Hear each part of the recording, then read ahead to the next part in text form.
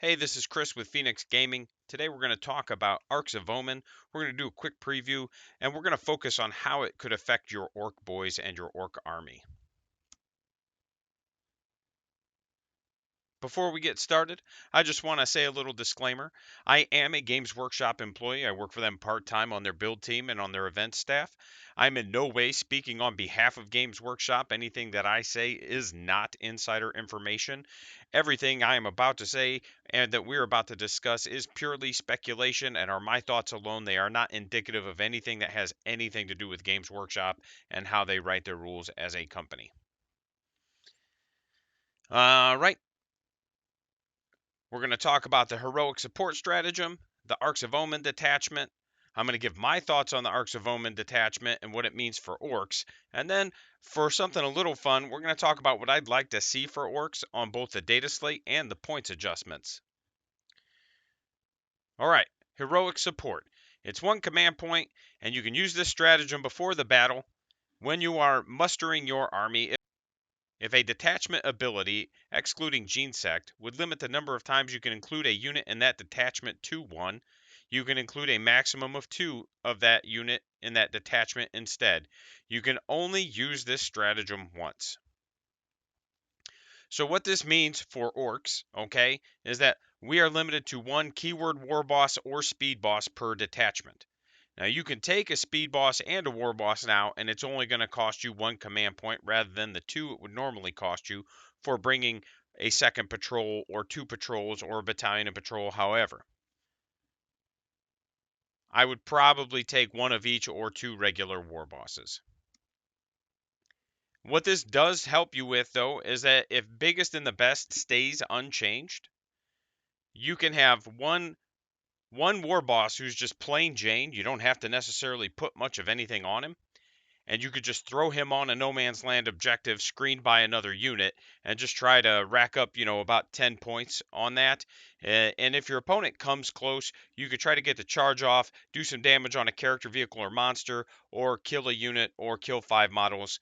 You could try to cheese extra points on it if your opponent decides they want to come to that objective.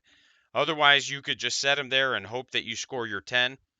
The way I would do it is I would take 1 faster boss and 1 slower boss. I might take a beast boss on Squigosaur and a mega armor war boss, for example, or just a regular war boss and a war boss on bike.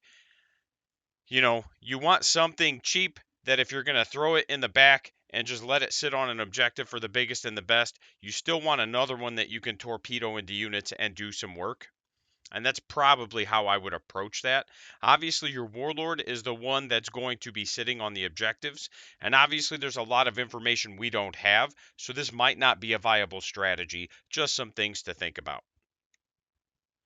The Arks of Omen detachment. This is what it is. You can see here on the right, you have to take 1 compulsory HQ unless you're Imperial Knights or Chaos Knights. And then you pick 1 battlefield role, whatever battlefield role you want, and you have to take 3 compulsory units of that. And then outside of that, you basically get to take whatever you want. You could take 0 to 9 troops, 0 to 3 elites, 0 to 3 fast attack, 0 to 3 heavy support, 0 to 3 lords of war, 0 to 3 additional HQs. You're still limited to 2 units of flyers. And because you're limited to 2 units of flyers, I'm wondering if the restriction on flyers is going to go away, but we'll talk about that in a second. 0 to 3 fortifications. And then you get an additional 3 elite slots specifically for characters. And then you can still take 1 dedicated transport for each infantry unit taken. So my thoughts on it, I like the flexibility that it offers. It's basically you get to pick any detachment you want, and then you get to build your army in that detachment, right? You get to take troops. You can take 6 elites, or you could take 6 heavy supports, or you could take 6 of something else. There's nothing that says this is the only detachment you can bring, but I'm starting to think that maybe it is. We don't know for certain yet, but given the flexibility of this detachment, I almost feel like this is it. This is the only detachment you get to bring. And then the patrols that were mentioned in the article, are, I'm thinking, going to be restricted to allies, but don't quote me on this. I don't know. I'm just guessing. But with as broad and flexible as this detachment is, and the fact that it's 0 CP, I think your whole army has to fit in this detachment outside of your allies. Again, I could be wrong, but I'm going to base this whole video off of the thought that you only get this one detachment and that's it. I do think that without the context of data slate changes, it's going to be hard to give a really good opinion on it. But if the data slate and the points stay relatively the same, I think it makes a lot of good armies better. And the armies that are struggling, I think, are going to continue to struggle with only one or two exceptions. So I think this detachment gives Marines a buff. I know a lot of Marine players that complain about their troop selections being bad. It's one of the most common complaints I hear about Marines. I disagree, but I'm also playing Orks, so my perspective on what's good and what's bad as a troop option is arguably a little bit skewed.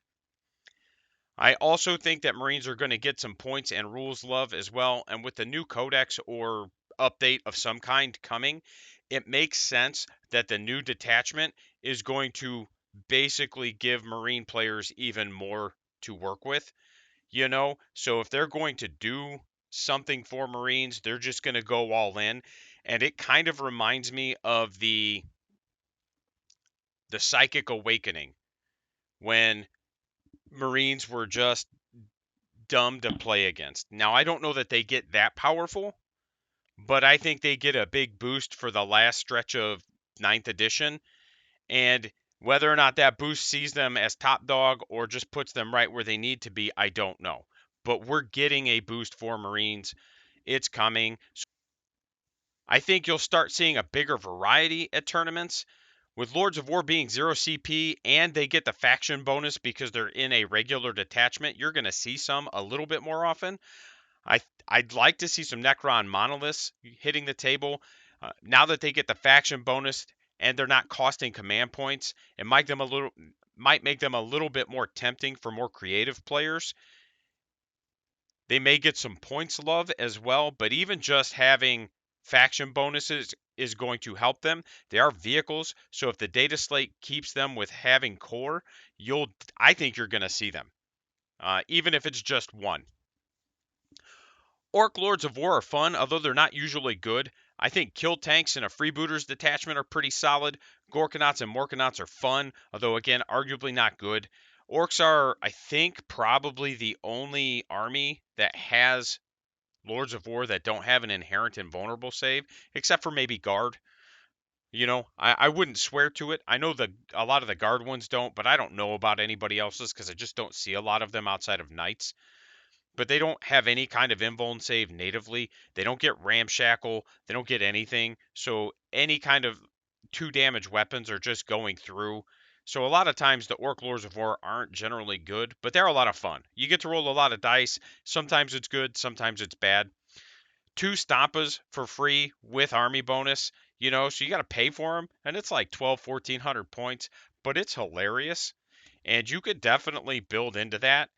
2 Stampas and Gaskell could be your whole army, and it would be so funny. It really would. Again, I don't know that it's good, but it would be hilarious.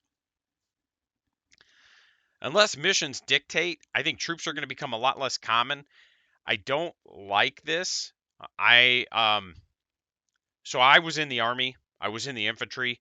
So infantry holds a special place in my heart. And because of this, I like infantry. You know, soldiers win wars. That's how it is. So that's always been my mentality. That's why I tend to bring a lot of infantry in my lists and my armies and stuff. So for me, I don't like that we're squeezing troops out of the game, and maybe it won't, because again, missions might dictate that you need troops or at least OBSEC, which again is going to be weird because some armies have easy access to it and some armies don't. So you might still see some way to kind of strong arm some troops into the game, and troops may get some kind of points adjustment as well. And that points adjustment might make it to where people are like, oh, I'll just bring troops because they're really cheap now compared to what they were, and I'll bring them. I know it's only for the season. It feels weird. You know, it's at its heart, Warhammer is a war game. And I don't like that this season is just going to be, hey, bring whatever you want, do whatever you want. There's nothing wrong with it. It's just not the way I like to play. Most of my lists are built from battalions. I like troops. They have a role, they have a purpose. And I feel like rather than making it so people don't have to bring them, you should make the troops good enough that people want to bring them, if that makes sense. Another thing about the Arks of Omen detachment, it does promote spam a lot more than it used to. That's one of my least favorite things about 40k. You know, competitive players abuse whatever's broken in their book, and that's not a knock on them. You know, a lot of competitive players are either min-maxing or they get on Reddit and people are like, well, this is really good and this is how you do it. I'm not knocking those players. I'm simply saying when you abuse a unit, then it gets nerfed. So if you try to play to kind of future-proof what you're doing, you don't have to constantly be shifting every time something changes in the meta. You could make small incremental changes instead of having to throw your whole list away and rebuild because the one broken unit you had is now nerfed into the dirt. And a good example of that would be, Flamers are probably going to get a points increase because Demon players all spammed Flamers. Well, cool. Now your Flamers are going to get nerfed into the dirt, and then your book is going to be, I don't want to say it's going to be unplayable, but it's going to be a lot less strong than it was, and you have nobody to blame but yourself. You know? So it's just a mentality, and there's nothing wrong with it. It's just spamming is why we get nerfs. And if you stop spamming as much, we stop getting as many nerfs. This isn't going to be related to the detachments, but free strategic reserve. I like this. I think it's kind of a weird nerf buff for almost every army because a lot of armies have some sort of deep strike mechanic like the teleporta or the webway gate, and now you can just strategic reserve for free and everybody gets it. So it's one of those where I feel like it's a weird nerf buff. It's good. I'm not complaining. It's just an odd interaction. I do see it being used in conjunction with some of your Lords of War. Like if I'm bringing a Gorkanaut, I'm putting it in strategic reserve for free, and then I'm going to ramming speed out of reserves. That's what I'm going to do. You know, so it's an interesting way to interact with the game. I like it. I'd like to see how it ends up affecting the game. It does allow certain armies to protect some of their more viable units or to position some of their more killy units that have a shorter range, like an Eradicator's unit or something. I do like that. Also, not detachment related, but it looks like command points aren't really going to be changing a whole lot. It looks like we're probably still starting with 6 and then generating 1 in each command phase, which again, I've enjoyed that about Nephilim. My complaints about Nephilim have more to do with less to do with the mission pack itself and more to do with just the state of 40k. But that's a different discussion for a different day. So, what does this mean for orcs? Well, let's talk about it. Boys are bad. You know, um, boys are really bad. Orc troop choices are some of the worst in the game. They really are. And a lot of it has to do with the fact that they didn't change that much from 8th edition to 9th edition. They really didn't. I know they went to T5 and everybody thought that was going to be really good, but outside of going to T5, their Choppas got -1 AP, and then it got basically taken away into anything into power armor, and then anything that doesn't have power armor probably has some kind of invuln save. You know, like into Drukhari, my Choppas are -1 AP, cool. A lot of them just have a 6-up invuln or a 4-up in melee or whatever. So the -1 AP doesn't affect them a ton. Going into Eldar, it can matter depending on what you're going into. And going into other orcs kind of matters, kind of doesn't matter. So it's in a weird spot. Like the -1 AP became a lot less important once Armor of Contempt became a thing. Regular boys, no inherent invuln save. They're strength 4, T5. They're leadership 6 with their knob being leadership 7. And I think the biggest thing that hurt them was they took a huge nerf coming from 8th to 9th in the leadership phase. Okay? You used to have leadership equal to the number of orcs in your unit or the number of orcs in any unit within 6 inches. And that is gone. So there's no leadership protection for them at all. So you effectively have almost the same data sheet coming from 8th to 9th. It went up in points and it got worse in leadership. So now I'm just the models that I would have lost to shooting, I'm just losing to leadership now. So it's kind of a wash. You couple that with the fact that Gretchen got almost, I don't want to say unplayable, but they got really bad. And the only reason you see them now is because get the good bits and the fact that they went to 4 points a model. This detachment helps specific orc lists. It would help a Death Skulls Elite Heavy list because you can shave 120 points off of your battalion by not running any troops, because 120 points just assumes that you're running min squads of Gretchen. You know, so you can just focus on your knobs and your mega knobs. There are some boy heavy lists that work when you're using a ton of boys and you have gas. That can work. I'm not saying it can't. I'm just saying overall it's just kind of bad.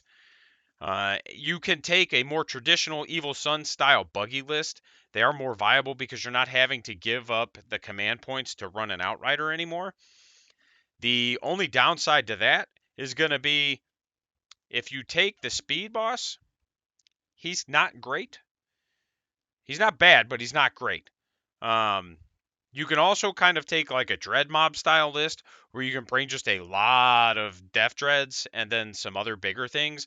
Like I could bring 9 Death Dreads, 2 Gorkanauts, and then whatever else I want. And that could be a lot of fun. So it does open up a lot of fun options for orcs. Whether or not they'll be competitively good, I don't know yet. Again, we don't know how the missions interact, but it could be fun.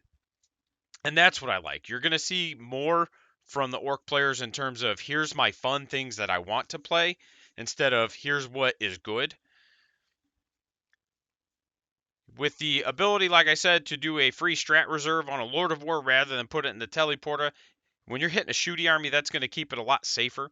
When you're, if you're going against Tau, you can just be like, cool, I'm going to put this thing in strategic reserves. You're not going to shoot it off the table turn 1. And it doesn't cost me any command points. And then when it comes out, I'm going to ramming speed. And that's what we're doing. I think that units that were underwhelming can be a little bit better because it becomes easier to bring them in larger numbers. So one of the biggest issues orcs suffer from competitively is that you can't take one of a unit. Like, I could take a single unit of Ludas, but they're not going to do anything. You got to have 2 units of Ludas. I can take 1 unit of Tank Busters, but they're probably not going to do anything. I need 2 units of Tank Busters. And that's just kind of how orcs are. You can't, you honestly, you just can't take a single unit of something and expect it to do well. You're going to need 2. 1 unit of Coptus, probably not doing anything. And a lot of that has to do with the fact that orcs shoot on 5s. So the only units you can take, let me rephrase, the only units you can really take singles of are really killy melee units. Like you could take 1 10-man of knobs and it would be okay. You could take 1 5 or 10-man of mega knobs and it would be okay. But anything that shoots, can't take 1. Have to take 2. Because you need to be able to roll more dice, right? I think, this helps them in that way because certain units take up a slot that you would normally need for other things. And going back to that Ludas, if I could take 2 units of Ludas and still take 2 battle wagons, I would be more tempted to take 2 units of Ludas and take 2 battle wagons and still be able to take 2 or 3 Death Dreads. So it opens the door for me to be able to bring some of my shootier units and try to get those extra shooting dice out. So I do like that aspect of it.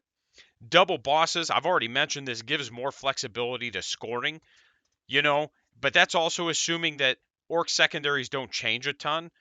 If they do change a ton, then it doesn't matter. we don't know what we're dealing with. So my first reaction as a person who normally plays Death Skulls was I'm just going to make Mega Knobs and Knobs my regular troops. They're going to have OBSEC and Death Skulls, and now I don't have to take Boyz or Grots, which again, I've already touched on. Like, that is going to be a little bit more viable of a way to play. You don't shave a lot of points, but I can bring 6 heavy supports and 3 elites. So with my 6 heavy supports, I'm going to be able to bring 3 battle wagons. I'm going to be able to bring 2 units of Ludas, and then I'm going to still be able to bring 1 unit of 3 Death Dreads. If I bring the Ludas, I can give the custom Mega Blaster to the Spanners. They get the 5++ against mortals. And so if you do get those ones to hit, you at least could potentially save the mortal wound.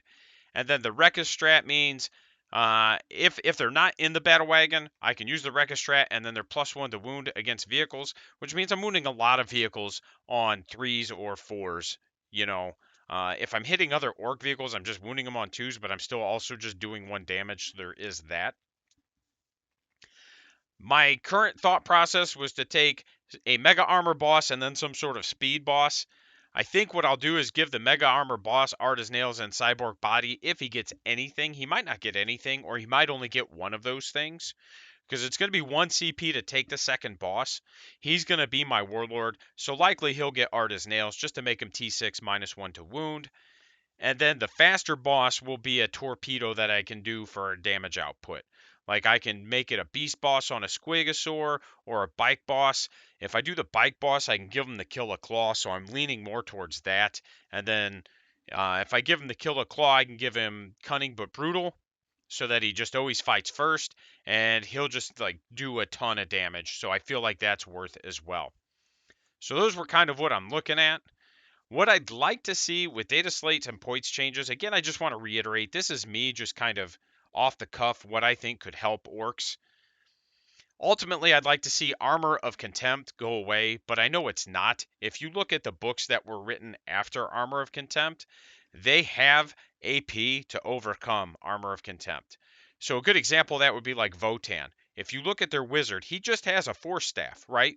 But the Votan Force Staff is -2 AP instead of the -1 that all the other Force Staves are. So I don't think it's going away. I think it's just a permanent fixture for the rest of this edition. If it doesn't go away, if we get some sort of strength cap on it, kind of like Ramshackle, that would also be nice, because it does hurt a lot of orc shooting, considering most of it didn't really go up in Rend, it stayed about the same. I don't think it's going away. It's just what I'd like to see. I'd like my rockets to actually feel like they're good again. I'd like to see the Wog Invuln either get applied to both Wogs, all right, or just get removed altogether and give custom force fields a rework or a massive points drop. I love the Invuln. I can't complain. It has been really good, right? But if we're going to keep it, can we please get some points drops on the KFFs so that if I'm running the speed mob, I can at least bring 1 or 2 KFFs without it costing 200 points? Because those things are way overpriced for what you get out of them. Like I said, I'd like to see the Speedwalk get an Invuln, or have its bonuses apply to all units, not just vehicles. So if all infantry-based units get an extra shot if they're DACA, and then even if we just restrict it to all infantry DACA weapons and all infantry heavy weapons, or even just DACA weapons, right? If we could just say all infantry DACA weapons get an additional shot and get an additional rend, it makes certain units so much more viable. Ludas become a lot more viable. Even Shooter Boys become a little bit more viable because they go to 4 shots on the Wog, right? The -1 AP isn't as relevant there, but 4 shots, if I've got 20 of them, I'm getting 80 shots. I might actually do a damage somewhere, But the way it sits right now, they're just not worth it. The Speedwog is not super good, again, because of the restrictions of Armor of Contempt, and then the regular Wog is just so good when compared to it. And I think it gives the Codex a lot more internal balance. Like I said, if we can find some way to kind of have the Speedwog buff infantry, even if the infantry have to be in a transport in order to benefit from it, would be worth. So that's my thoughts on that. I'd also appreciate, given the ability that I can take both a war boss and a speed boss, if you could give me access to both of them. Like, hey, if you have a war boss and you have a speed boss, when you declare your WOG, you get both, as long as both are on the table. Okay, cool. I'm about that. They both have to be on the table, so I can't torpedo one up like a goon and then let him die. Like, it makes me still have to kind of figure out what I want to do with him. So I feel like that is solid. I think it's absurd that the only way to get all of my faction army-wide bonuses is locked behind a 300-point paywall. So if we could find some way to let that happen, I feel like that would be good. I don't think buggies are going to change. I'm not a big fan of spam, like I said, so I don't really care. I love buggies. I think they're great. But I also don't love, here's my 9 Rucka Truck Squig buggies because I don't want to look at anything else in the codex. It's just, again, I want to see a variety on the table as a player, and I enjoy seeing a variety, so it makes me happy when there is a variety. So anything that we can do that kind of, I don't want to say limits it, but just kind of encourages players to not spam, I feel like that's a better approach. Points changes. I'd like to see knobs go down in points.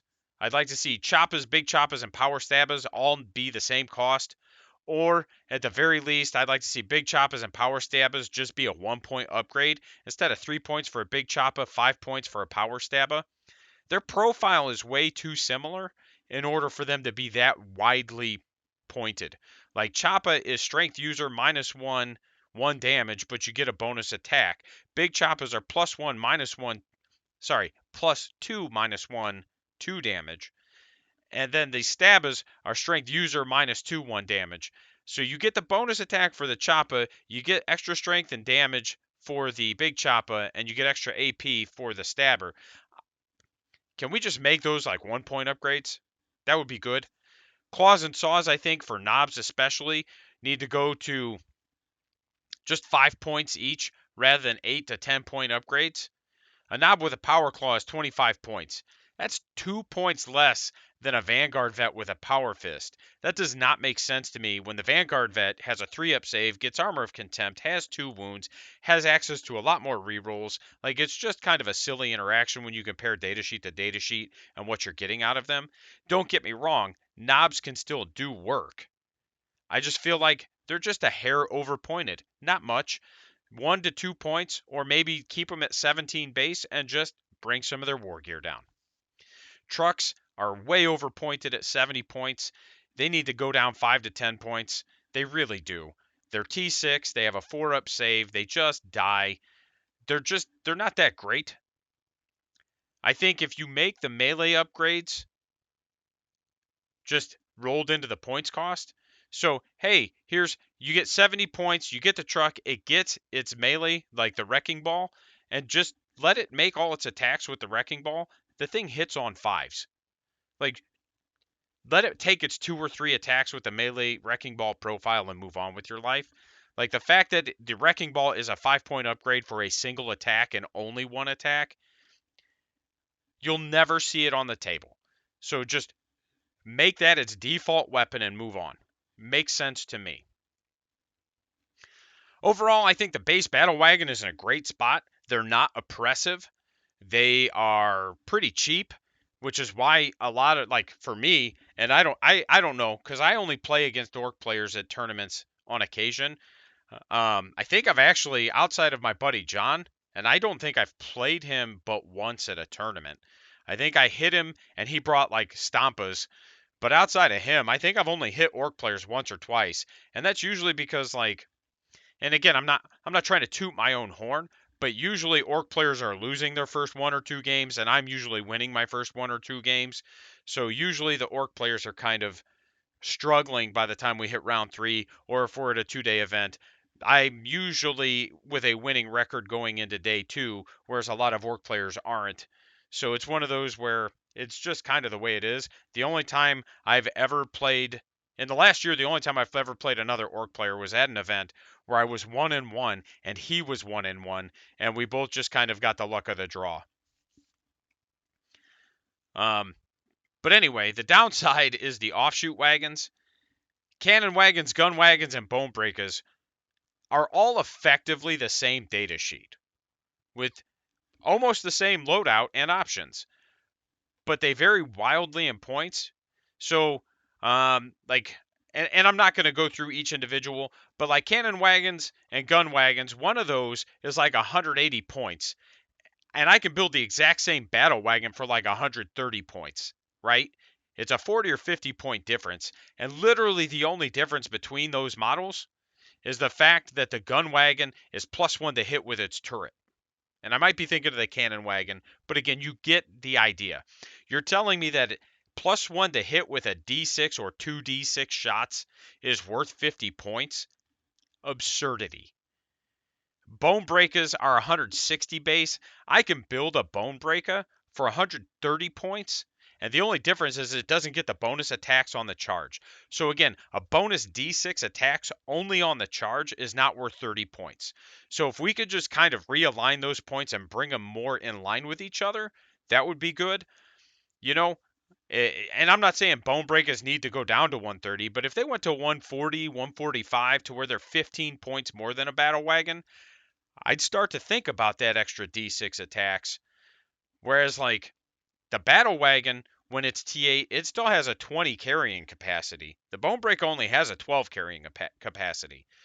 So I'm losing a lot by going to the Bone Breaker, and I'm only gaining a D6 attacks. Lords of War, I don't think they need a ton. Easier access to the KFF. Like, just make it a free upgrade for the Morkanaut. Please, for the love of God, just make it a free upgrade. 30 points for a 6-up Invuln is absurd. It is absurd. Even if they made it 10 points, I'd probably take it. Some slight points drops, be nice. They don't need a ton. I don't expect them to stay on the table very long, but it'd be cool if they were not, 300 or 400 points. Again, when you look at what you get out of a Gorkanaut compared to what a Tau player gets out of a Storm Surge compared to what an Eldar player gets out of a Wraith Knight, those Orc Lords of War really underperform because they're going to die before they get to where they need to most games. So the Hunter Rig, I think, needs to come down about 10 or 15 points. I don't think it's too overpointed, but at 160 points, there's not really a reason for me to take that over a Battle Wagon when the Battle Wagon can just take a Def Rolla and the Ard Case and just be T8 or be open topped and T7 and be 115 or 130 points. Like, they're just so cheap. It's ridiculous right now. But if you take that Hunter rig down to about 140, 145-ish, I have to start thinking about that. Not the kill rig, not the wizard one, but the Hunter rig. Like, that's a thing I'll have to think about. A Hunter rig sitting around 140 filled with some Beast Snagga boys. I would consider that. The other option is maybe let Squig boys ride on it, but have them take 3 slots. Also viable, I think. The Death Kill of Wartrike, man, this thing is still a hot mess, and it has been since 8th. How to fix this with a data slate or points changes. So I don't think they're going to give it any extra rules. I don't think you're going to get any kind of aura or relic. But honestly, what would be cool is if they gave it access to the Army of Renowned Warlord trait, where you have a 6-inch aura of reroll wounds to 1. Because right now this thing doesn't have any auras, and it really doesn't have access to a lot of relics. So anything like that would be good. I think any kind of aura or relic access, if they could either give it one or give it access to a warlord trait or relic that gives it one, that would be pretty good. And then outside of that, man, just bring it down in points. For what you get out of it, again, it's not great. You don't see them a lot, and you don't see them a lot because they're not great. I've done a video on how I think you can play them, and you should check it out. There's a card popping up right here. So maybe just bring it down in points. I think they're 120 now. Bring them down to about 100 points. They are T6. They are 8 wounds. They do have Ramshackle, but they have a 4-up save. The War Boss and Mega Armor is T6. but he has a 2-up save. He has a better strength. He has better AP. He has the same damage. He doesn't reroll his wound rolls. Yeah, they're just not good. Just do something to make them viable. You don't even have to make them good. Just make them not bad. We're going to do a quick rack up. This has been a little bit longer than I meant for it to be. Without the context of the full mission pack, it's hard to say how Orks are going to do. I think they're going to probably stay about where they're at without some major data slate or points help with a few key units. I hope we start seeing a wider variety of armies and units with the new detachment.